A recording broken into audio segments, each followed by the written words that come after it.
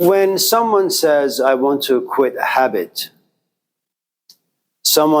when I hear someone say those things, I say to myself, okay, so what you have is someone come to class on a Tuesday and they say, I want to quit smoking. How do I do this?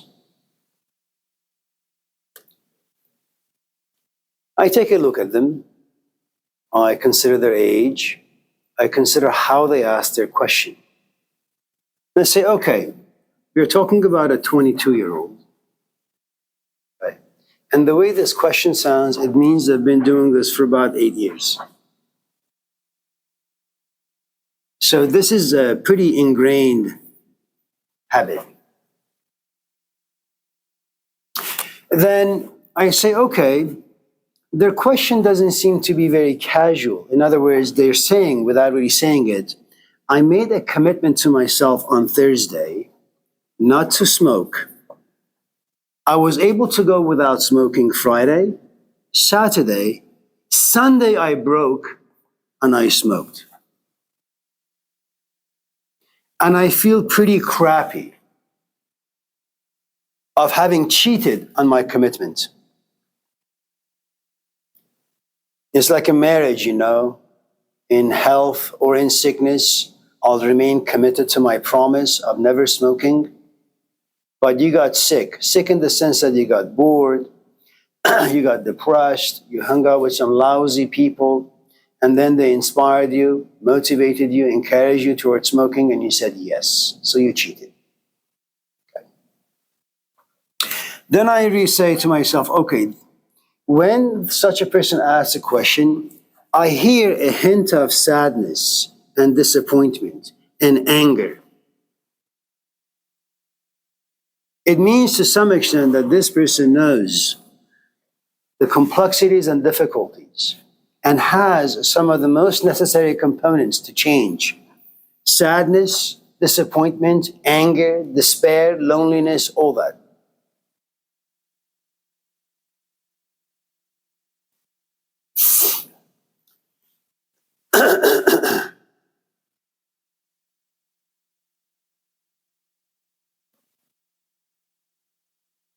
Do you have any questions or comments before I continue?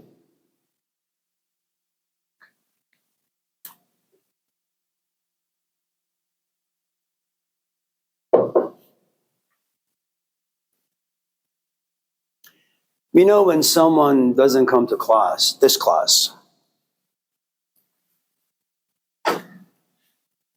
the way I translate that in my mind is they're not really interested in some of the serious questions that life will eventually give you.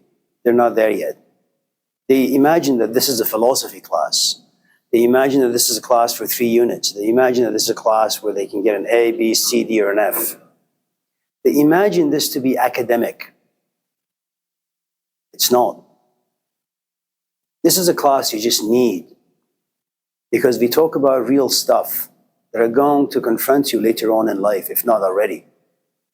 So when you don't come to class on a regular basis, you're not committed, it makes me believe that you're not really interested in looking at your life.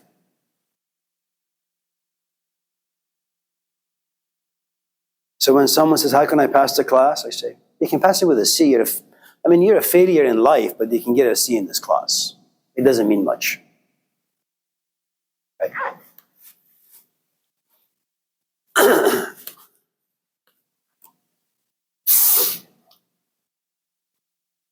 So let me quickly say what lives inside the world of smoking weed.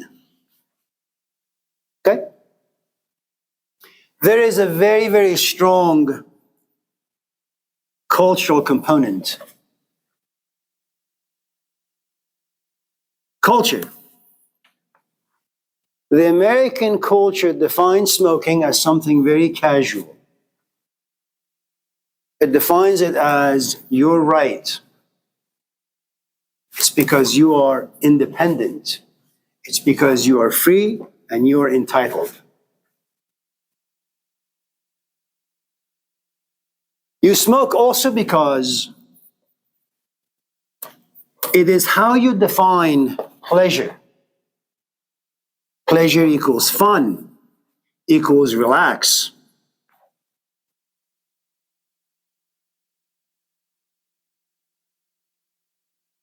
Now, you're not going to have pleasure with non-smokers, which means that based on how you define pleasure, that's how you're going to choose your friendships. Based on your culture, your definition of pleasure, and the people you have in your life,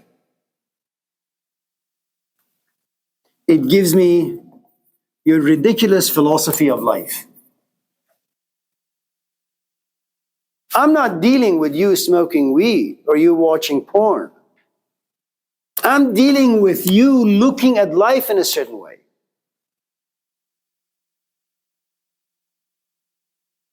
Smoking is just a footnote of a bigger issue.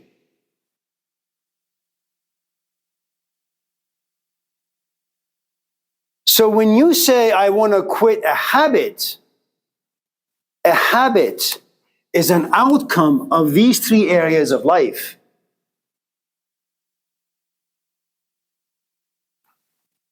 The culprit, the villain, is your thoughts. The way you think about your life and life in general is your identity. And this gives you meaning and purpose. And anyone who pushes you to examine this, anyone, you will feel offended.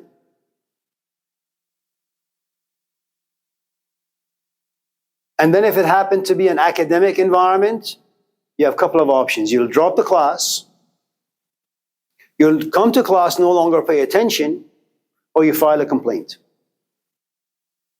So a desire for change,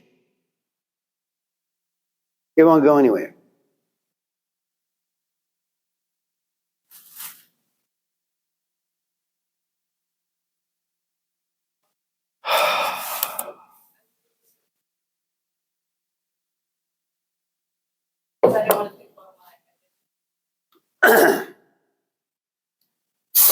You know, Abigail,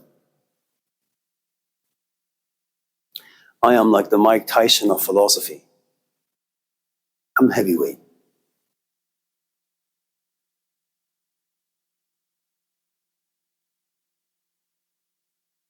You don't know Mike Tyson? Oh my God. That's the first thing you need to do to change a habit.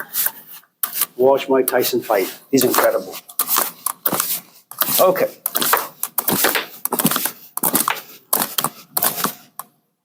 So I'm going to very quickly tackle his question. And if you pay close attention, you realize your question is in there too. Okay. So how do you change a habit? What are you doing? For what?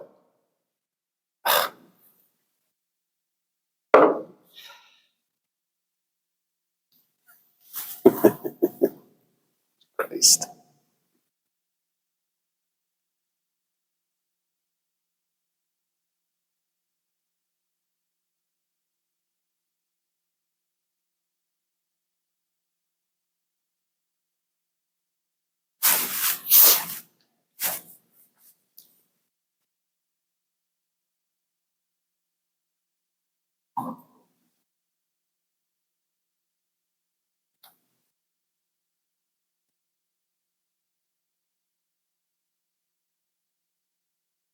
I'm going to tell you a story that has to do with two giants in the world of philosophy, or just being a human being, really. They lived some 2,500 years ago. One has a name, Socrates. The other's name is Plato. Plato is about 17, Socrates is about 60.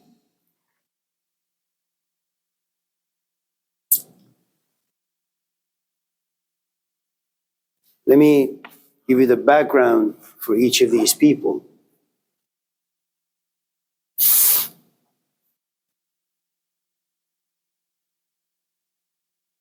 One day, Socrates is walking in the forest.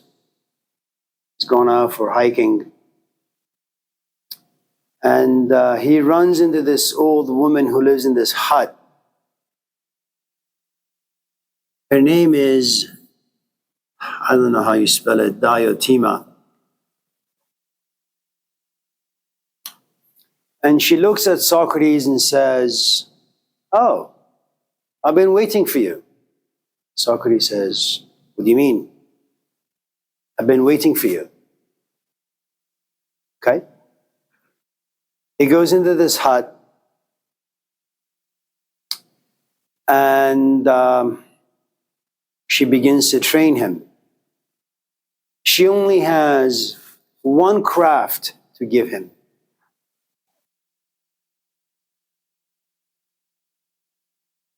How to love.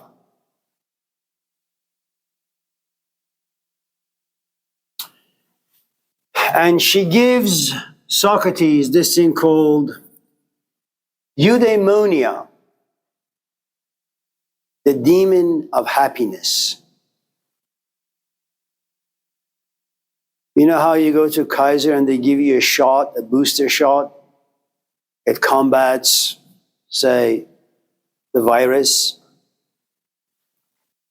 Eudaimonia is this like liquid that goes inside you. And it's the only thing that combats anything that'll give you unhappiness. The function of this particular happiness for Socrates is the following. You can either be happy in your body, you could be happy in your emotions, you could be happy in your intellect, or you could be happy in your soul. Eudaimonia is you're happy in your soul, which means you don't care about your body, you don't care about the pathetic emotions created by society and other people, and you don't care about ridiculous thoughts. First, seek the kingdom of God, and everything else shall be given to you. If you're happy in your soul, you will need so little for your body, and so little for your emotions, and so little for your intellect. You don't need to go to Berkeley and read tons of books. Why? Your soul is rich. You don't need a lot of people in your life to make you emotionally wanted. Your soul gives you an anchor. You don't need other people to keep you company. Your soul does that. Socrates is a very, very, very sufficient man, self-sufficient man. He doesn't prepare for his lectures. He wakes up early morning, he walks to the town, and anyone he sees, he says, "So, what's your name?" "My name is Joe." "I know that. A name has a function. What is your function, Joe?" "A cup is made to have coffee in it. Shoes are made so you can wear on your feet. What is your function in life? What is your function in society? Do you know that?" Okay? So when you hear the name Socrates, you need to consider he has a little bit of a body, a little bit of emotions, a little bit of intellect in the sense that having data and information in his head, but he has a lot of soul inside him. Now remember what we talked about in regards to human beings. Every person you see out there walking today after this class, they are a piece of advertisement. If they're attractive, if their face looks good, you look at them. they'll mesmerize you. If they're dressed well, they'll grab your attention. If you're walking past by them and they smell like weed, you say, oh my God, that's just a little too much. The point is, all of us have a certain reaction to people or things that pass our eyes and ears and nose. Everything is a piece of advertisement. So when you have Socrates pass by you, you feel certain things. You won't understand them. Now, there is something profoundly fascinating about Socrates. His face, his body, they are ugly. What little has been written about his physical appearance, Socrates is a very, very, very unattractive man. Very unattractive.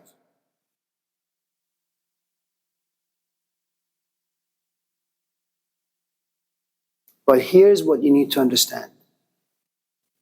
Because his soul is so beautiful, and you smell that, and you feel that, the richness of his soul will keep you from making a judgment about his body or his emotions or the way he speaks. You become blind to what you see.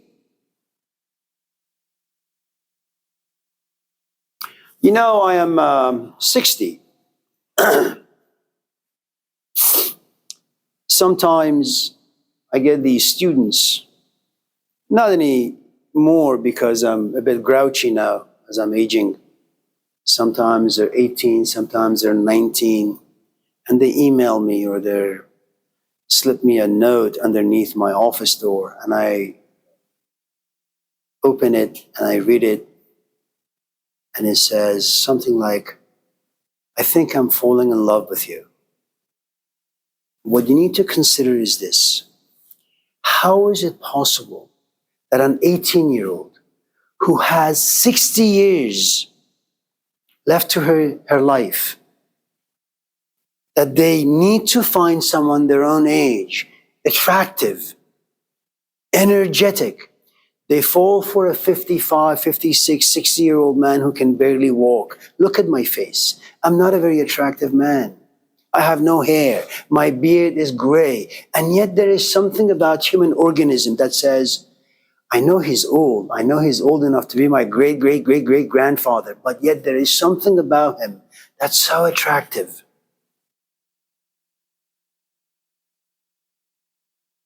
Okay? So when you read the Epic of Gilgamesh, when you read the New Testament, and you're only 18 or 19 or 20, and something from your inside says, God damn it, this is such a great book. What you're saying is this: Jesus Christ is about 2,000 years old. I am only 18, and yet there is something about me that finds itself slowly gravitating towards Jesus Christ. How could I fall in love with a man who's 2,000 years old? Which means that there is this power inside you and I, without knowing, that there is this antenna inside, knows what beauty is. That inside you, whether you want to call it a soul, intuition, inspiration, it matters very little. Okay? It has the power to overcome your infantile emotions and your thinking patterns to connect itself to something that is gigantic, enormous, like Socrates, like Plato, like Jesus, like James Baldwin. And it's magical, it's mysterious. We don't know how that happens. I certainly don't know. And I know a lot of things. Now,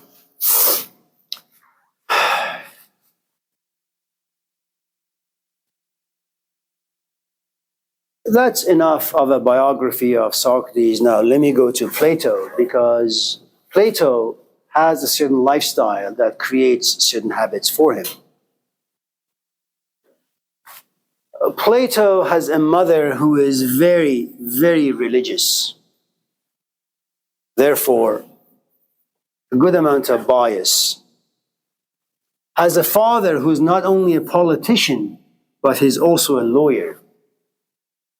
He comes from a background, what they call of privilege. Plato also is a very talented writer. In Greece, every year, you submit your writings to a committee. 3 writings, 3 sets. And the committee, it's a competition, looks at all these writings and then figures out who the winner is. For 3 years in a row, Plato has won this competition.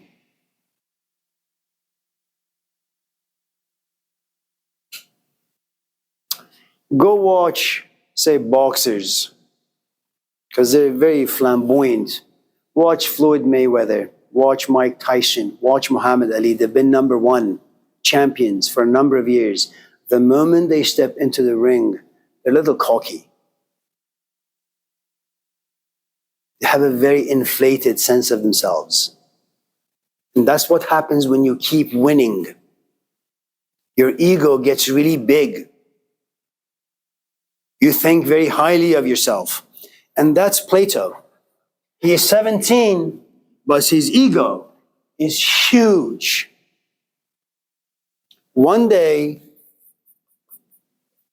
Plato is walking. Now remember, this is all habits inside Plato. I'm going to win. I'm going to become a politician as well as a lawyer. One day, the 17-year-old walks past this giant of a man. Now, let me tell you something else about Socrates. He is married and he's got kids. He doesn't care for them.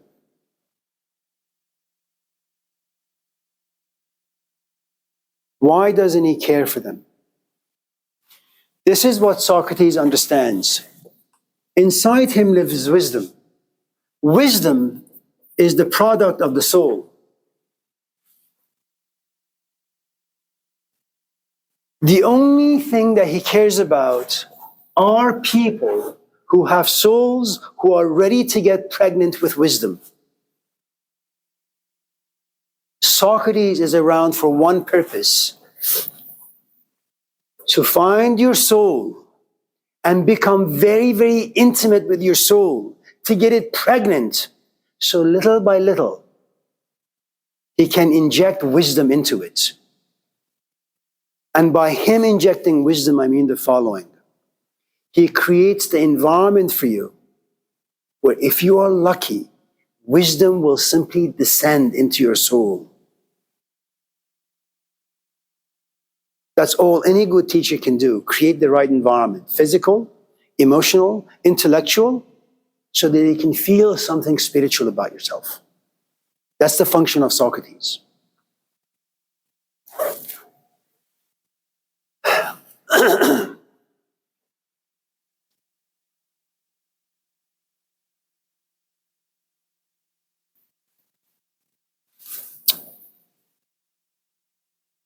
If you have a soul that is pregnant with wisdom, you walk around and you see a lot of people who may have a soul, but that soul is under an avalanche of data and information. You know what happens when you're in so much pain and you want to talk to someone, and you walk around only to realize no one really cares? So what happens? You feel alone, you feel sad, and you feel depressed. That no one really cares. That's how Socrates is. A lot of soul, but no one cares for his soul. So the more soul you have, the more lonely you get. Okay? The more depressed you become. But because you're self-sufficient, you can manage it. You don't need a therapist. That therapist lives inside. All right? Now, as Plato passes Socrates by, he smells something.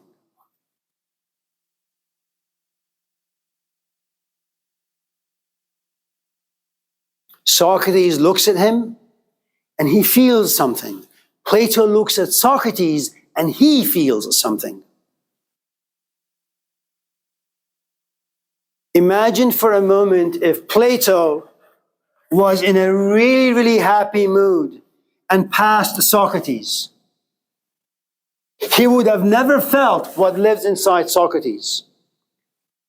And the thing you need to understand, coming upon the right people who can help you, or the right person who can help you, a good amount of it depends on luck.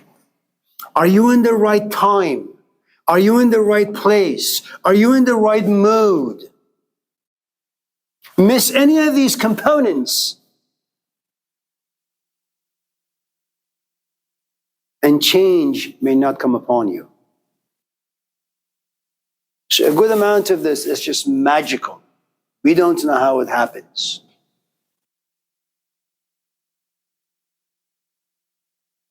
Are we good, Deontay? Now,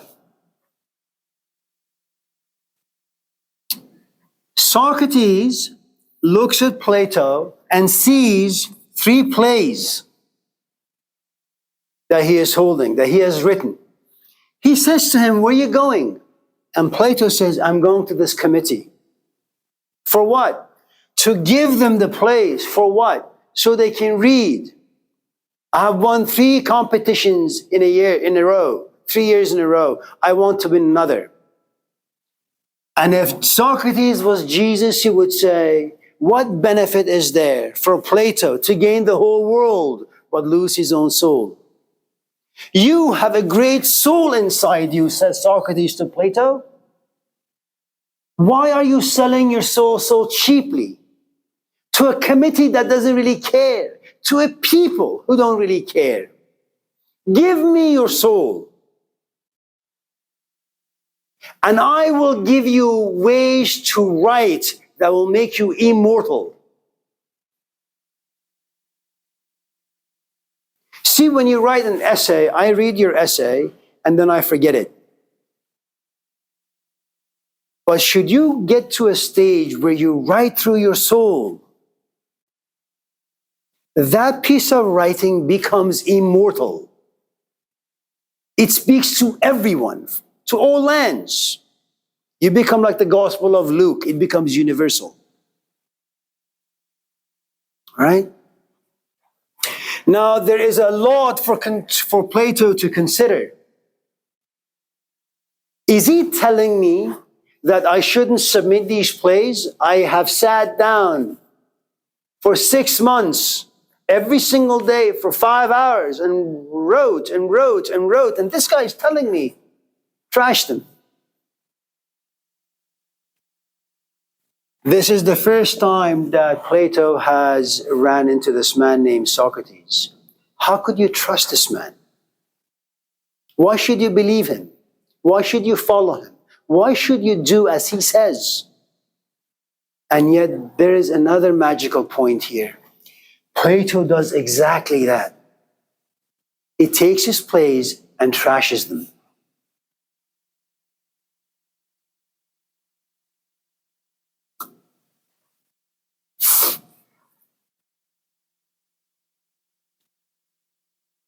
How does the genesis to change come about?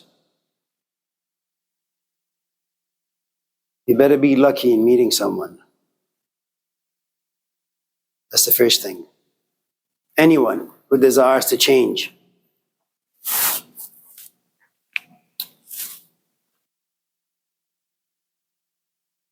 We'll continue with this on Thursday, but let me just end class by telling you the story. کوزه چشم حریصان پر نشد تا صدف قانع نشد پردر نشد. You guys know how pearls come about? Oysters.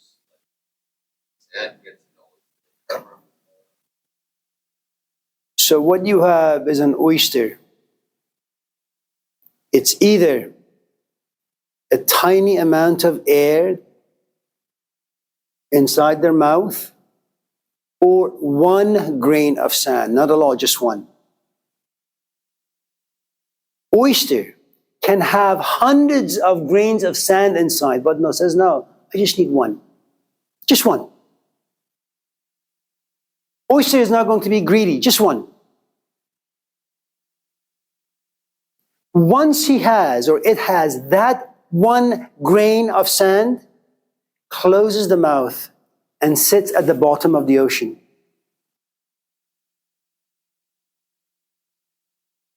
For years, if its mouth remains closed, there is something happening on the inside.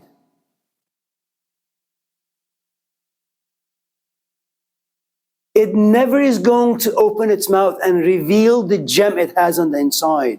It is content, patiently, with that one grain of sand. And it allows itself to be bothered by that one grain of sand. And it is bothersome for the oyster. To defend itself against that intrusion of that grain of sand, chemical reactions take place. And after some years, you have a pearl.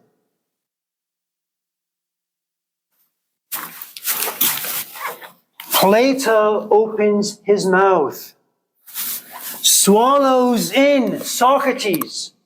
And Socrates is a guy who creates lots of problems. An unexamined life is not worth living. Is you coming to this class worth your time? No. Is you giving your soul to a job you don't care for good enough? No. Is your relationship good enough? No. Do you know how to spend your time wisely? No. So what the hell are you doing with your life? Wasting it.